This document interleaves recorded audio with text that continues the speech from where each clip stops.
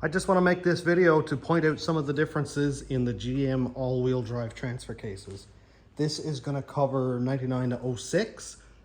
Here is a 2002 Escalade. It came with this transfer case right here, which is an NP149. And here is the transfer case that comes in an 03 to 06 Escalade. It's a BorgWarner BW4481. There is one key difference in both of these, and it's got to do with the internals. So the BW4481 is technically an open differential transfer case. It uses traction control and ABS to transmit power to whichever axle needs it. So if the front wheels start to spin on ice, it'll apply the brakes on the front wheels to transfer the power to the back wheels so they get traction. One problem with that is if you don't have working or functional ABS or traction control, it's just going to spin on whatever axle you want. Especially if you're putting this into a vehicle that you want to swap in make all-wheel drive, then it's just going to act like an open differential. It's not exactly the same as being in two-wheel drive, but it's not as good as, say, this one. The NP149 or NV149, new venture, new process, same idea, just the 149 is what matters, uses a viscous coupler. So over on this side right here, on the inside obviously, it's got a viscous coupler that's similar to a clutch that applies power to both axles at all times. I'm not exactly sure what the ratio is, but I think it's somewhere around 60-40. So it's either like 62-48, but either way, it'll apply power to both wheels. This is the more desirable one to have. Now I've had this transfer case in my truck for quite some time. And here's that truck. It's a turbo 6-liter, and I had the all-wheel drive transfer case in it. It does pretty good. It's not the same as being in two-wheel drive, because in a boosted launch where I leave at 5, 6, 7 PSI, it'll spin for 50 or 60 feet, but it still does a 1.7 60 foot. Now that much power in a two-wheel drive with no suspension upgrades really, it'll just melt the tires off and you'll have to fight for traction constantly.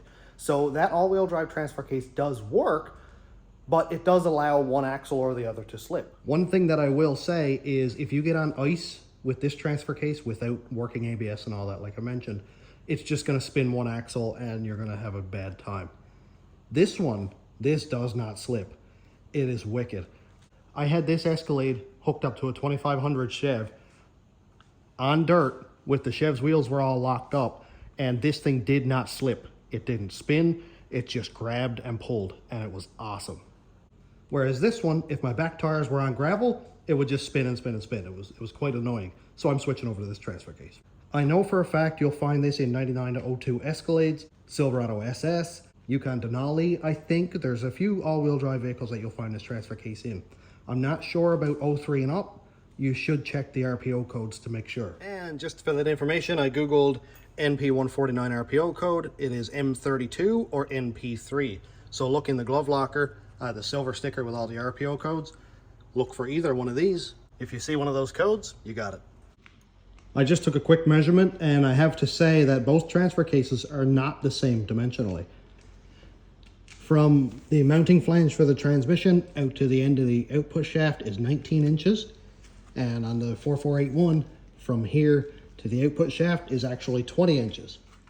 Now I haven't seen that cause any issues. The only thing I know is obviously you're going to take up a little bit more of your slip yoke or a little bit less. But in my single cab short bed, my slip yoke was pretty much uptight. Like I had about a ½ inch of depth left. So I think this one here is going to actually help me a little bit more, so I have a little more slip yoke. All right, so let's get to the part that everybody actually cares about. This is the BW4481, the open differential style. And the reason I say that is, watch this. When I turn the input shaft, both shafts of course spin. But if I hold the front output shaft and I turn it, look at this. This one isn't spinning at all. And now I've got 100% of the power going to the rear wheels. And the opposite, if I spin the input shaft and hold the output shaft on the rear, now all the power is going to the front axle. So basically, if this one is on ice, it'll just spin, spin, spin, spin forever. Not true all-wheel drive. Now we go to the NV149, and I'm going to do the exact same test. So turning the input shaft, now I'm going to hold the front output shaft, and I can't turn it. My hand is slipping on the input, and it just won't turn. And the same as over here, holding the output shaft for the rear, can't turn it. So this is true all-wheel drive. Now this is not like a 4x4 transfer case, and I do want to say that 4x4 is not all-wheel drive. I don't care how many people say it.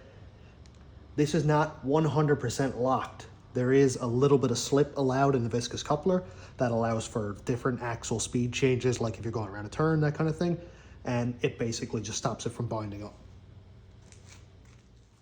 Anyway, hope this helps out.